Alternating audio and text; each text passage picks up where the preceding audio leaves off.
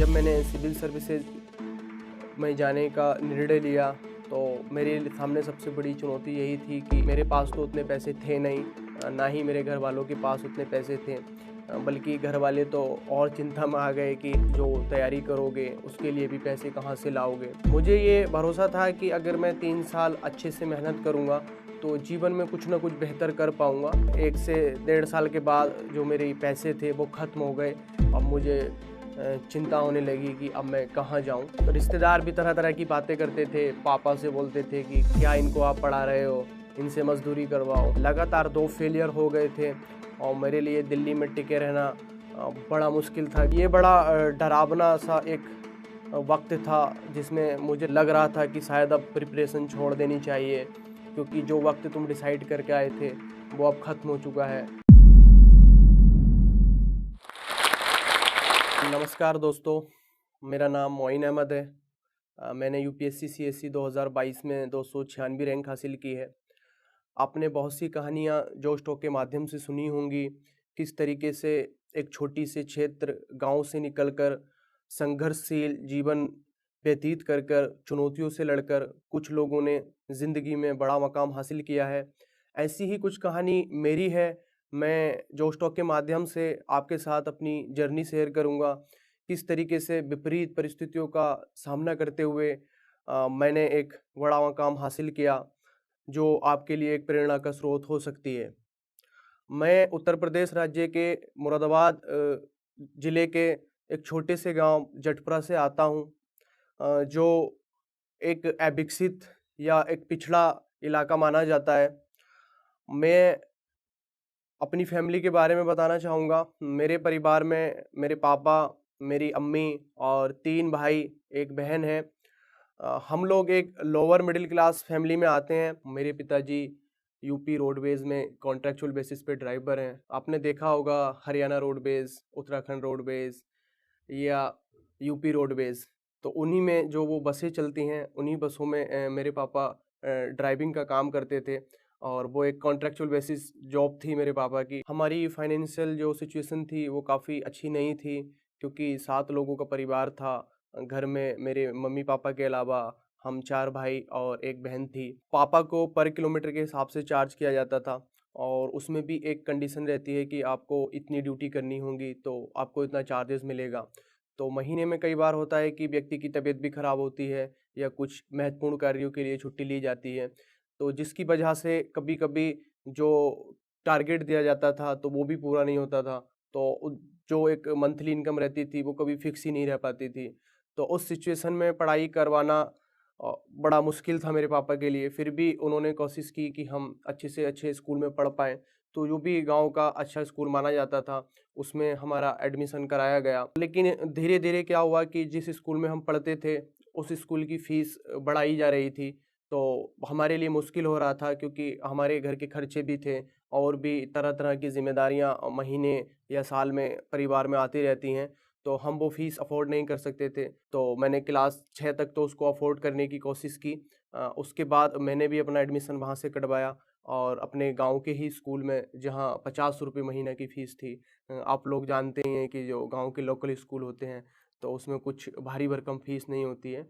सिर्फ़ नॉर्मल से एक चार्ज किया जाता है। तो वहाँ पर मैंने एडमिशन लिया। उसके साथ ही मैंने अपनी पढ़ाई को कंटिन्यू किया और मेरा सपना था उस टाइम कि मैं कुछ बड़ा करूं, क्योंकि उस वक्त भी मैं न्यूज़पेपर पढ़ता था। तो मुझे जिलाधिकारी या एसएसपी से संबंधित जो भी चीज़ें थीं वो पता थीं, क्योंकि मेरे ताया जी थे जो अब इस दुनिया में नहीं रहे हैं। तो उनसे मैं जानकारी लेता रहता था कि जिलाधिकारी कौन लोग होते हैं या एसएसपी कौन लोग होते हैं। तो वो मुझे जानकारी देते रहते थे। तो मुझे एक बेसिक आइडिया था कि आईएएस या आईपीएस क्या होता है। इसके बारे में मैं जहाँ से भी जो जानकारी मिलती थी तो कोशिश करता था कि मैं इकट्ठा करूँ। लेकिन साथ ही जो मेरा खुद का सपना है, जो आप सभी लोग जानते हैं कि आज के ज़माने में बच्चों के कई तरीके के सपने रहते हैं कि मैं आईएएस आईपीएस भी बन जाऊँ, साथ में कुछ और भी बन जाऊँ। तो मैं भी उन्हीं बच्चों में से एक था और मेरा सपना था कि मैं क्रिकेटर बनूँ, क्योंकि मैं क्रिकेट में काफ़ी रुचि रखता था और क्रिकेट खेलता भी था, क्रिकेट देखता भी था और क्रिकेट से संबंधित जो भी न्यूज़पेपर में रहता था, सबसे पहले मैं वही न्यूज़ पढ़ता था। तो दोनों चीज़ें साथ-साथ चल रही थी कि या तो मैं क्रिकेटर बनना है या मुझे सिविल सर्वेंट बनना है, और उसके बाद हम खेलने में बिज़ी हो जाते हैं। तो मैं भी सभी बच्चों की तरह स्कूल से आता था और अपने दोस्तों के साथ पूरा-पूरा दिन क्रिकेट खेलता था, दोपहर में भी क्रिकेट खेलता था और कभी-कभी तो खाना खाना भी भूल जाते थे क्रिकेट के चक्कर में। तो उतना मुझे जोश था उस टाइम कि मैं क्रिकेट खेलूँ। लेकिन साथ में मेरी पढ़ाई भी चल रही थी, तो 9th भी मैंने कंप्लीट किया था, 10th भी मैंने कंप्लीट किया। उसके बाद 11th-12th का एक दौर आया जो मेरी लाइफ का बड़ा टर्निंग पॉइंट था। 11th में तो मैं उतनी पढ़ाई नहीं कर पाया क्योंकि उतने रेगुलेशंस स्कूल में नहीं होते हैं कि आपको 11th में कंटिन्यू पढ़ाई करनी है या अटेंडेंस एक नॉर्मल लेवल पे रहती है, तो उतनी मैं जाता था स्कूल में। बट जैसे ही 12th आया तो मेरे जीवन में एक बड़ा महत्वपूर्ण पड़ाव सामने आया, क्योंकि क्या हुआ कि 11th क्लास में जो मेरे मार्क्स आए थे तो वो काफ़ी कम थे। और टीचर ने मेरे बोला था कि शायद तुमको ये जो मार्क्स मिले हैं ये बहुत ज़्यादा हैं, तुम इतने भी डिज़र्व नहीं करते हो। तो मुझे लगा कि पढ़ने में मैं इतना तो बेकार नहीं हूँ, क्योंकि बचपन से मैं अपनी क्लास में हमेशा पढ़ने में टॉप क्लास लोगों में रहा हूँ। तो ऐसा कैसा हो गया कि टीचर मेरे को बोल रहा है कि तुम ये डिज़र्व भी नहीं करते हो। तो मैंने एक निर्णय लिया कि अब मैं जो भी 12th है उसका जो भी सिलेबस है उसको मैं मेहनत से पढ़ूँगा। और मेरे दोस्त लोग काफ़ी पढ़ रहे थे, तो मैंने भी निर्णय लिया कि मैं भी अच्छे से पढ़ाई करूँगा। तो मैं डेली स्कूल जाता था, लेकिन स्कूल में जो पढ़ाया जाता था उससे सिलेबस कंप्लीट हो नहीं पा रहा था। आप सभी लोगों को पता होगा कि एक तो विद्यालय गाँव में स्थित है और उतने क्वालिटी वाले टीचर होते नहीं हैं। तो एक लेवल तक ही मैं शायद वहाँ से कर पाता। तो तभी मैंने डिसाइड किया कि क्यों ना ट्यूशन पढ़ा जाए। तो मैंने अपने पापा से बात की कि मुझे ट्यूशन की ज़रूरत है। तो मेरे पापा ने बोला कि मैं इतना पैसा अफ़ोर्ड नहीं कर सकता हूँ। आपकी जो भी फ़ीस है, उस वक़्त मेरी फ़ीस ₹200 महीना होती थी, और लेकिन ट्यूशन में जो चार्जेस थे वो लगभग 600 से ₹800 आ रहे थे, क्योंकि मुझे physics, chemistry, math in subject की ट्यूशन पढ़नी थी। तो मेरे पापा की तरफ से तो मुझे रिजेक्शन मिला, लेकिन यहाँ पर जो मुझे साथ दिया वो मेरी माँ ने दिया, और उन्होंने अपने जो भी घर के खर्चे होते हैं या जो भी उनकी पॉकेट मनी थी वहाँ से पैसे बचाकर मुझे दिए, और मैंने ट्यूशन पढ़ना स्टार्ट किया। और जो 12 महीने या 24 महीने का कोर्स था उसको मैंने 8 से 9 महीने में ही कंप्लीट किया, क्योंकि मैं ज़्यादा मेहनत करता था उस वक़्त। अगर मेरे साथी लोग 7 से 8 घंटा पढ़ते थे, तो मैंने 10 से 12 घंटे पढ़ाई स्टार्ट की। और उस वक़्त वो पहला साल था मेरी ज़िंदगी का जब मैंने क्रिकेट नहीं खेला, क्योंकि मुझे पढ़ाई की धुन लग गई थी और मैं पढ़ाई की तरफ मुड़ गया था, मैं कहूँ तो पूरी तरीके से। तो मैंने काफ़ी अच्छे मार्क्स भी अर्जित किए और अपना स्कूल टॉप किया मैंने 12th में। लेकिन 12th के बाद फिर वही जो मेरा क्रिकेटर बनने का सपना था वो फिर वापस आया कि नहीं, नहीं पढ़ाई तो मुझे नहीं करनी है, मुझे तो वापस क्रिकेटर ही बनना है। तो फिर मुझे लगा कि क्यों ना एक बार मुझे क्रिकेटर बनने के लिए ही ट्राई करना चाहिए। तो पारिवारिक स्थितियाँ तो ऐसी हैं नहीं जो मुझे प्रॉपर सपोर्ट कर पाएँ। तो इसके लिए मैंने हमारे मुरादाबाद में एक सरकारी स्टेडियम है, तो वहाँ एडमिशन लिया ताकि मैं क्रिकेट की कोचिंग कर पाऊँ। तो मैंने वहाँ पे कुछ महीनों तक लगातार कोचिंग भी की, और मैं रोज़ गाँव से जाता था वहाँ पे 30 से 35 किलोमीटर का सफ़र तय करके, तो काफ़ी थक भी जाता था। और उससे भी बड़ी चीज़ जो मुझे लगी कि जो फाइनेंशियल सिचुएशन थी वो मुझे सपोर्ट नहीं कर रही थी, क्योंकि ट्रेनिंग के लिए बेहतर इक्विपमेंट चाहिए होते हैं, और टूर जाते हैं तो उसके लिए भी पैसों की ज़रूरत होती है। तो मेरे पास उतने पैसे तो होते नहीं थे। लेकिन फिर भी मैंने कोशिश करी कि मैं अपने इसी सपने को कंटिन्यू करूं। तो उसके लिए मैंने साइबर कैफ़े स्टार्ट किया अपने गांव में ही 2016 में, ताकि मैं सुबह से लेकर दोपहर तक साइबर कैफ़े पर बैठूं और फिर उसके बाद क्रिकेट की कोचिंग के लिए मुरादाबाद जाऊं।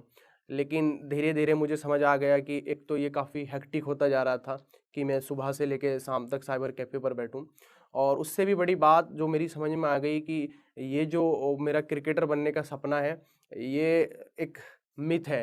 मेरे अंदर वो एबिलिटी या वो कैपेबिलिटी नहीं है कि मैं क्रिकेटर बन पाऊँगा। और तो मैंने 2017 की स्टार्टिंग में ही इस सपने को छोड़ दिया कि मैं क्रिकेटर नहीं बन सकता, और जो मेरा बैक ऑफ द माइंड चल रहा था कि मुझे सिविल सर्विसेज क्वालीफाई करना है, तो उसकी तरफ मैंने रुख किया।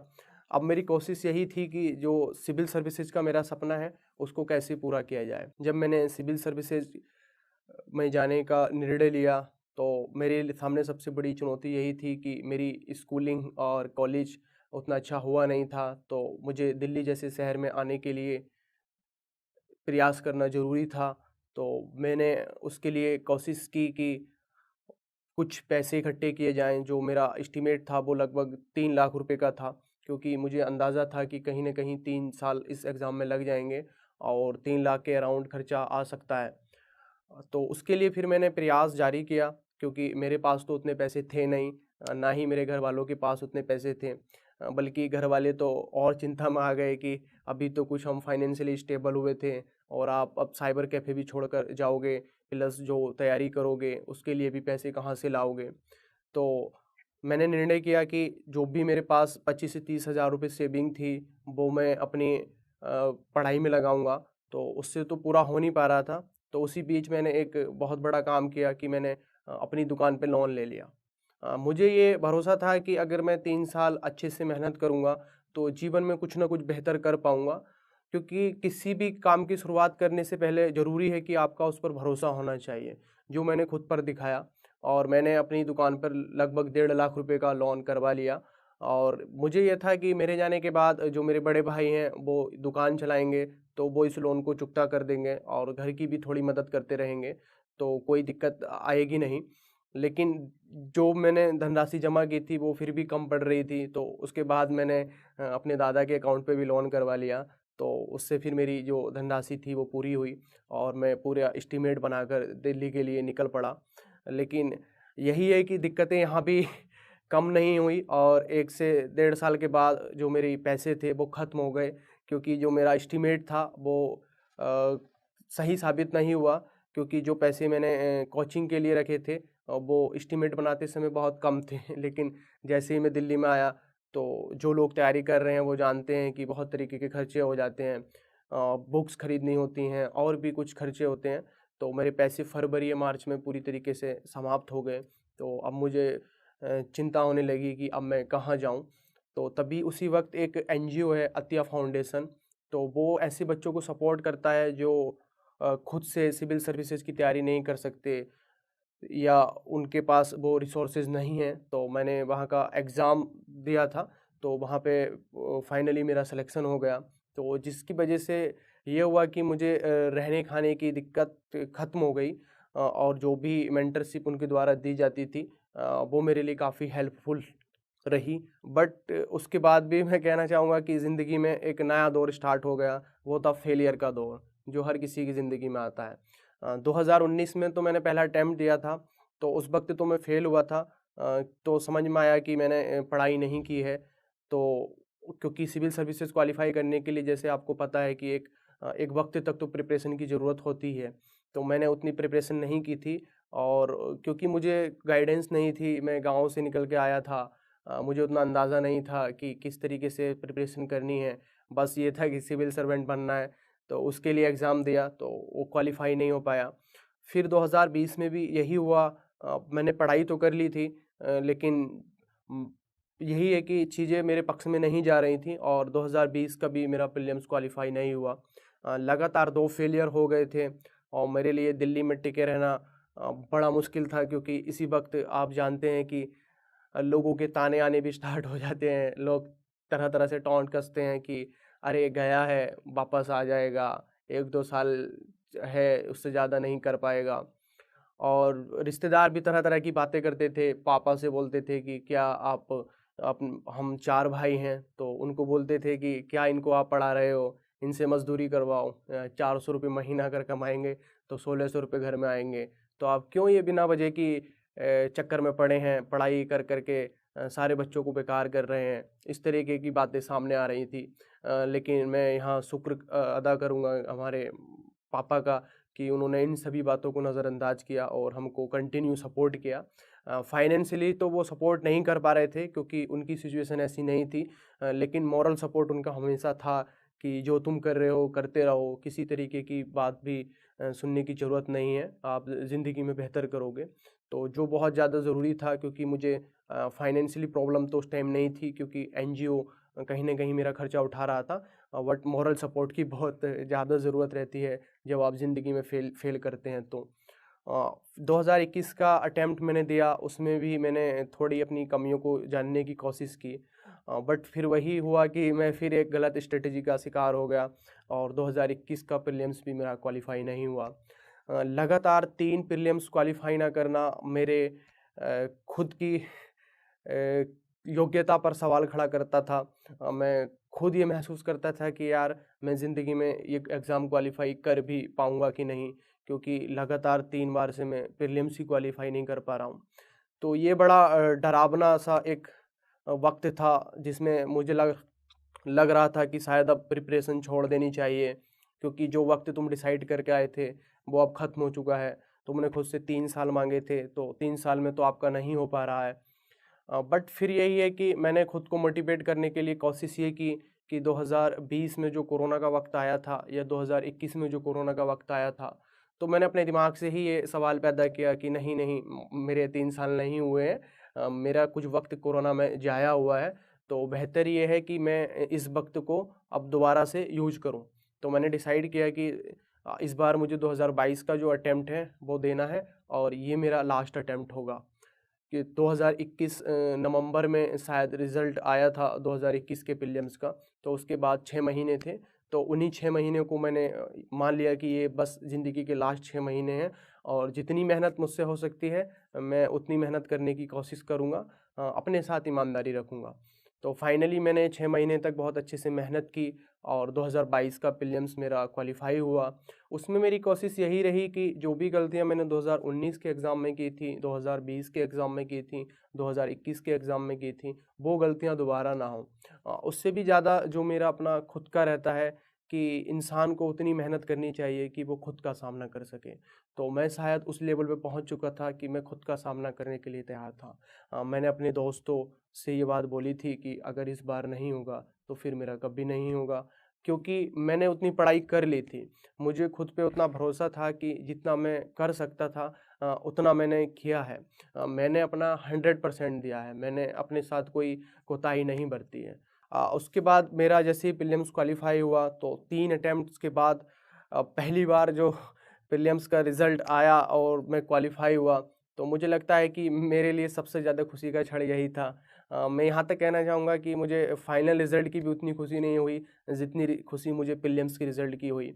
फाइनल रिज़ल्ट के बाद लोगों का अटेंशन बढ़ा, एक टैग तो मिल ही गया कि हम सिविल सर्वेंट बन गए। लेकिन जो तीसरे अटेम्प्ट के बाद खुशी मिली थी, वो सबसे बड़ी ये थी कि मैं खुद पर विश्वास कर सका कि मैं इतने बड़े एग्ज़ाम को क्वालिफ़ाई कर पाया। तो उससे एक मेरे अंदर एक उम्मीद जगी कि मैं कुछ भी कर सकता हूँ। तो उसी का ये परिणाम था कि मैंने मेंस में खुद को झोंक दिया और उन 3 महीने मैंने जितना हो सकता था उतनी मेहनत की, पूरी तरीके से अच्छे से आंसर राइटिंग की और जितना मैं नोट्स बना सकता था अपने नोट्स बनाए और इसी का परिणाम रहा कि मेरे पहले अटेम्प्ट में ही मेंस क्वालिफ़ाई हो गया। और वो एक कॉन्फिडेंस जो मुझे प्रीलिम्स क्वालिफ़ाई करने का मिला था, खुद पर यकीन करने का मिला था, वो कंटिन्यू मेरे अंदर नज़र आता रहा और इंटरव्यू के दौरान भी मेरा यही प्रोसेस रहा। मेरे को खुद पर विश्वास था, मैं पूरा कॉन्फिडेंट था कि मैंने प्रीलिम्स क्वालिफ़ाई किया है, मैंने मेंस क्वालिफ़ाई किया है, तो मैं इंटरव्यू भी अच्छे से करूँगा। और इसीलिए मुझे लगता है कि इंटरव्यू में मेरे काफ़ी अच्छे मार्क्स आए, जो one of the highest marks थे मेरे इंटरव्यू में, 187 मार्क्स आए। तो वो यही था कि मुझे खुद पर यकीन था, मुझे खुद पर ये लगता था कि मैं चीज़ों को बेहतर कर पाऊँगा, क्योंकि मैंने मेहनत की है, मैंने 3 फेलियर के बाद जीत का स्वाद चखा है, तो जो चीज़ मुझे मोटिवेट कर रही थी और फाइनली मेरा 2022 में यूपीएससी में सिलेक्शन हो गया और मुझे काफ़ी अच्छी रैंक भी मिली, 296 रैंक मुझे प्राप्त हुई। तो ये जर्नी काफ़ी इंटरेस्टिंग रही, मैंने बुरा वक़्त देखा, मैंने मुश्किल हालात देखे, मैंने फाइनेंशियल कंडीशन से लड़ा, मैंने जीवन में रिस्क लिया, लेकिन मैं कभी हार नहीं मानी। तो वो कहते हैं ना कि हारा वही जो लड़ा नहीं। तो मैं ज़िंदगी के हर मकाम पे लड़ा और उसी का परिणाम है कि आज मैं जॉश टॉक के माध्यम से अपनी जर्नी शेयर कर रहा हूँ। तो मेरा संदेश यही रहेगा कि ज़िंदगी में सबसे बड़ी बात तो ये है कि आप अपने सपनों को बड़ा कीजिएगा, क्योंकि जब तक आप बड़े सपने देखेंगे नहीं, तो उनको फिर पाने का प्रयत्न कैसे करेंगे। और सबसे महत्वपूर्ण बात यही है कि आप अपने सपनों को पाने के लिए जो मेहनत कर रहे हैं वो मेहनत पूरी ईमानदारी से होनी चाहिए और इतनी होनी चाहिए कि स्वयं का सामना कर सको। दृढ़ संकल्प लेकर आगे बढ़िएगा। कठिनाइयाँ आती हैं, हर किसी के जीवन में आती हैं, और अगर आप मेरी तरह एक पिछड़े और अविकसित इलाके से संबंध रखते हैं तो परेशानियाँ और ज़्यादा आ सकती हैं। लेकिन डरना नहीं है, लड़ना है और जीवन में आगे बढ़ते रहना ही सबसे बड़ी चीज़ है। अंत में जॉश टॉक्स यूपीएससी टीम की तरफ से आपके लिए एक मैसेज है, आप इसे ज़रूर देखिएगा, जो आपकी यूपीएससी की जर्नी को आसान बना सकता है और जो आप चैलेंजेस फेस कर रहे हैं प्रिपरेशन में उसमें काफ़ी सहायक हो सकता है। तो आप इस मैसेज को जरूर देखिएगा। धन्यवाद। हाय, मैं हूं doctor Khan, founder and director of KSG. मेरे बारे में जानने के बाद और मेरी कहानी सुनने के बाद जोश टॉक ने मुझे अप्रोच किया और उसके बैकड्रॉप में आज एक मैं बहुत बड़ा अनाउंसमेंट करने वाला हूं आपके लिए। जोश टॉक ये मानते हैं कि उनके परिवार में बहुत सारे प्रतिभावान व्यक्ति हैं, बहुत सारे टैलेंटेड लोग हैं और उनके पास देश में कुछ करने की बहुत बड़ी इच्छा शक्ति है, बट किसी वजह से, फाइनेंशियल कारणों से या कोई और ऐसी दिक्कत की वजह से, जिसकी वजह से वो उस गुणवत्ता के ट्रेनिंग और सपोर्ट को प्राप्त नहीं कर पाते हैं जो कि उन्हें उन सफलता के मुकाम तक ले जाएगी जहां पर वो देश की सेवा कर सकें। मैं मानता हूं कि देश के हर युवा में एक प्रतिभा है। जोश के माध्यम से आज मैं ये एक बड़ी अनाउंसमेंट करना चाहता हूं कि फाइनेंशियल इशू की वजह से अगर कोई स्टूडेंट अपनी प्रतिभा का प्रयोग नहीं कर पा रहा है तो वो दिक्कत आज के बाद नहीं रहेगी। आज आपको मैं जोश के माध्यम से ये बताना चाहता हूं कि मैं बहुत बड़ी स्कॉलरशिप देना चाहता हूं और ये इंश्योर करूंगा कि अगर देश में कोई टैलेंटेड व्यक्ति है जो कि पढ़ना चाहता है, कोर्स करना चाहता है और सिविल सेवा में जाना चाहता है, उसको फाइनेंशियल इशू की वजह से रुकना नहीं पड़ेगा। और ये एक ऐसा मुकाम है, एक ऐसा अवसर है देश का, जब हम देश में गुजर रहे हैं अमृत काल से, we can always contribute to this beautiful India through this services. इसके बारे में जो स्कॉलरशिप के बारे में डिटेल चाहिए वो नीचे दिए गए लिंक में अवेलेबल हैं एंड हम साथ मिलकर आगे बढ़ते हैं।